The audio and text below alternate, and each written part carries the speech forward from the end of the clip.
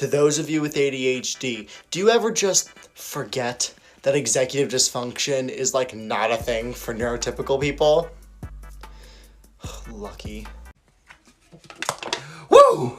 Let's clarify some things about this clip. So the thing is, people with ADHD actually can do this. And the reason for that is because stimulants like caffeine work backwards for people with ADHD. For instance, take Ritalin or Adderall, stimulants that are used to treat ADHD. The reason that they work is because they suppress the hyperactivity going on in our brain. For example, the other day I slammed 2 cups of coffee and then took a 2 to 3 hour nap. So hit that plus button if you want to see more cool shit. Top 3 favorite fidget toys for ADHD. Coming in at number 3, we've got this fidget cube, but it's in the shape of a controller. Number 2, we have this bendy cube thing.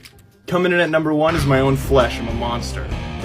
My child was just diagnosed with ADHD. Where do I start? First of all, congratulations on catching it early. I didn't catch mine till I was 23. For sure. So what's a good first step? Did you know that ADHD is actually covered in the Americans with Disabilities Act of 1990? Interesting. So what's that mean for my kid? Well, it means you can request this thing called a 504 plan from the school. What's that? It's basically a plan put together by educators and counselors and the administration at your school to give your child accommodations in the general education classroom. What's an accommodation? An accommodation would be anything that is altering the environment or curriculum to best suit the needs of your child. Can you give me an example? Yes, for example, giving extra time on homework or tests would be an accommodation. Thanks, that's really helpful. You haven't moved from that position in like 6 hours. Is everything okay?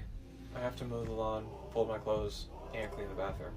Okay, but what's that have to do with you not moving? Like, you haven't even switched positions.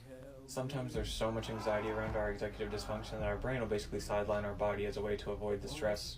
I don't recommend it. Okay, well, why don't you come upstairs with me? We'll eat some brownies, then we'll both work on those tasks together. Have you done your homework yet? No, but I do now know a bunch of random facts about a very niche topic. How will that help you in life? Not really that much, but in any social situation for a couple days, I will info dump about everything I know about that topic. That'll be annoying. What was the topic? Glad you asked. So to preface, we're going to start with the Dark Ages and we'll go from... Never mind.